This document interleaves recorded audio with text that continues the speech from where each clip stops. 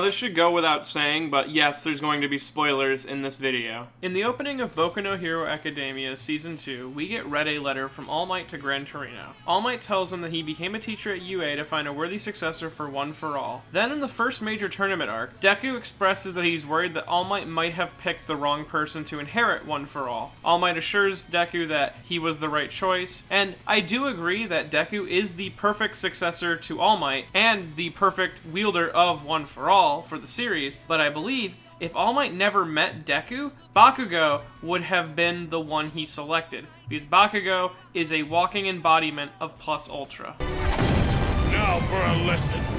You may have heard these words before, but I'll teach you what they really mean. Go beyond! Plus Ultra!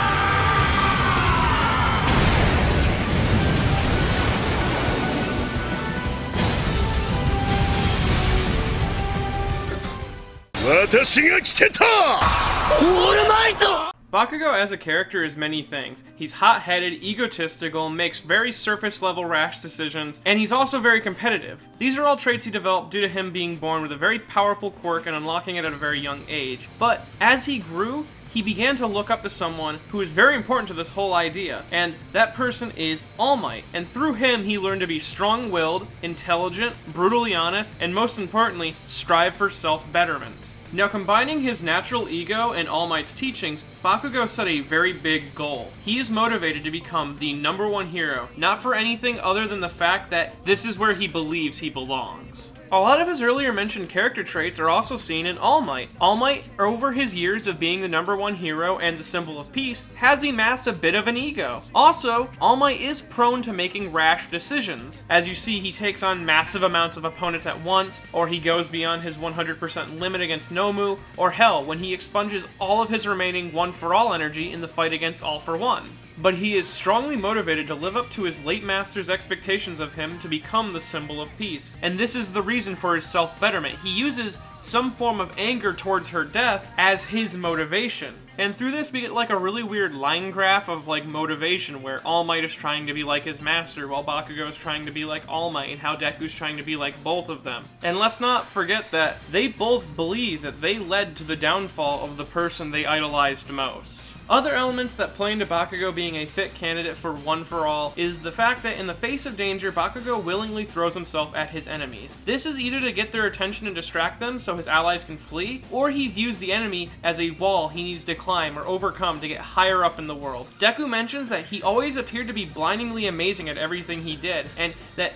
he was always like that even as a kid, being that he was the kind of person to never throw in the towel until he had won. This is because of his views on what makes a hero a hero. He believes a hero should never lose, no matter what, even if it puts themselves in serious danger. Sound familiar at all? Bakugo is a living example of his ideals. You see, there are small things such as his favorite activities being working out and mountain climbing, that he is mentally and physically climbing walls constantly, or his refusal to receive help from anyone because he views it that he wouldn't have bettered himself if he accepts someone else's help. It goes a little bit deeper than that to his name. Kitsuki Bakugo means burst to victory or burst to win. When he does things the best that he can. When he is demolishing people in an entrance exam, or he's reclaiming his headband from Class 2B, or when he fully takes on All Might in the Students vs. Teachers test. All of these obstacles, Bakugo is trying to push himself beyond his limits. He also hates half-assed opposition. When he beats Todoroki, all he can think is that his victory is hollow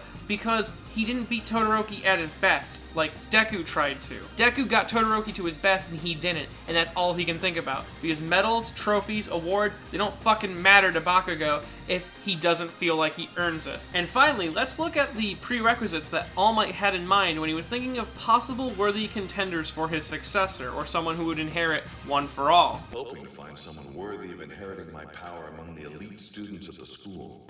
Someone among the elite of the school. Well, Bakugo beat Todoroki in the Summer Festival, and he would have done it too if Deku wasn't at the UA Academy, because Todoroki refuses to use his fire in a fight, and Bakugo beat him pretty fair and square with his ice. Like, Bakugo beat the #2 hero's son, who is possibly the strongest person at UA right now, so Bakugo is pretty easily among the elite. A hero in training without outstanding test scores. Bakugo is number 3 grade-wise in his class. He's only under Ida and Momo, who are very intelligent individuals, and he would be willing to tutor people as long as they make it a challenge to him. Powerful quirk.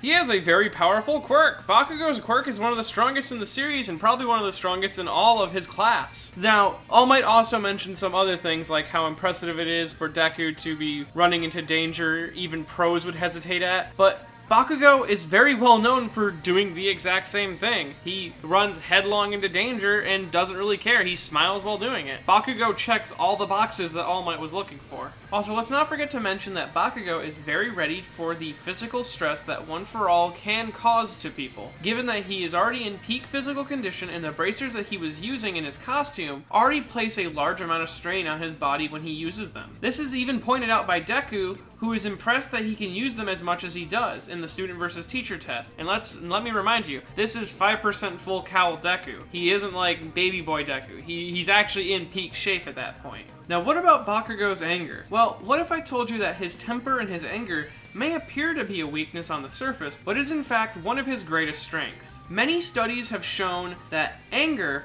can be a very powerful tool for motivation and drive. One specific study done in 2010 called The Art of Anger, done by these people, show that people were more likely to go after things that they desired when they were angry rather than when they were neutral or calm. Bakugo does this in strides. Whenever he needs to focus on something, he gets quiet and angry, and this anger made him win just about everything that he wants to win. He motivates himself through anger, and it works every single time, besides the first fight with Deku. As it stands now, a lot of people view Bakugo's personality and his stubbornness as a sign that he might not be fit for hero duty, and I'm very glad that the series does address this, and that Bakugo isn't doing this out of spite or anger or have any villainous intent. Bakugo is dead set on being a great hero, and he doesn't have time for useless interactions in his life. He openly rejects evil offers.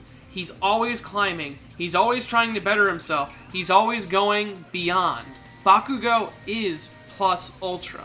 I hope you enjoyed this video, and if you want to prove to me that you want to go beyond and become plus ultra, well, I have a Patreon at patreon.com/ManyNotTheBadGuy. And, well, if you want to go even beyond that and, blow my expectations out of the water, well, you can go and pick up a subscription from Viz Media for Weekly Shonen Jump. Please support the industry, because it's literally pennies on the dollar to read Boku no Hero Academia whenever you want.